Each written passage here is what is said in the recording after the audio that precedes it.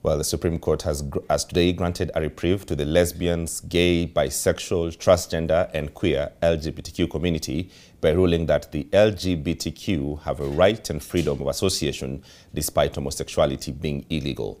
The decision by 3 out of 5 judges hearing the matter now puts to rest an almost 11-year legal tussle that started at the High Court in 2012 after the NGO board refused to register an association bearing homosexual identities.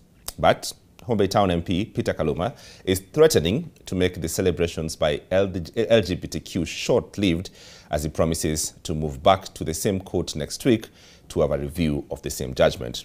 This on top of an earlier plan to consolidate all anti-LGBTQ laws under one bill that will put in place punitive measures such as life imprisonment.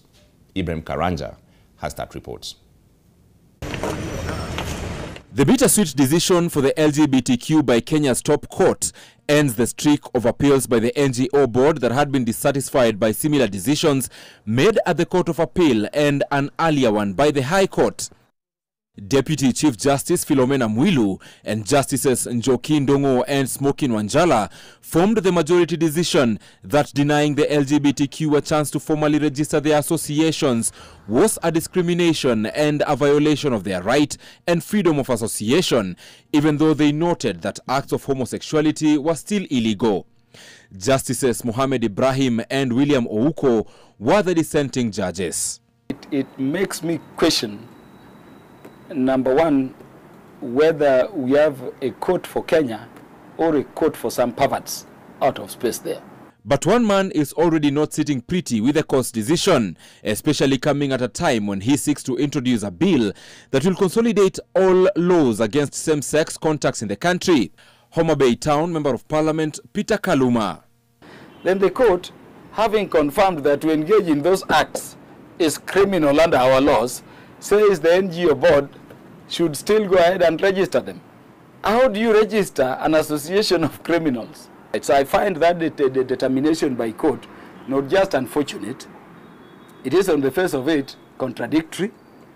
As a lawyer, I would say it goes against not just the Constitution, but all our other laws and the principles upon which a court should rightly decide a case.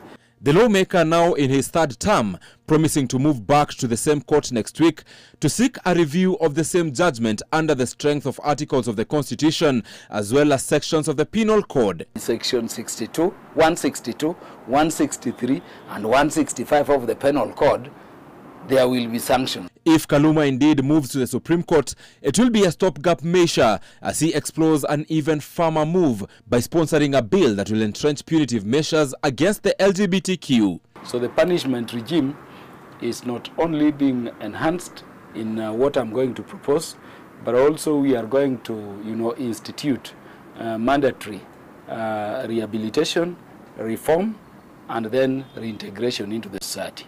Okay? Now that also we seek to do. At least 30 years of imprisonment is what Kaluma seeks to have for members of the LGBTQ, as he also extends his target to promotional behaviors, including films and movies, pornographic sites on the internet, and even wearing or displaying materials seen as promoting the acts.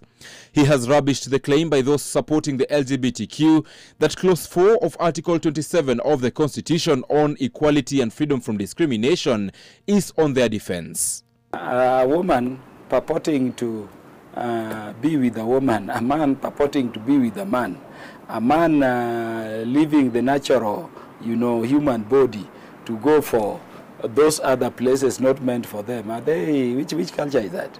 It's not our culture. Ibrahim Karanja, NTV.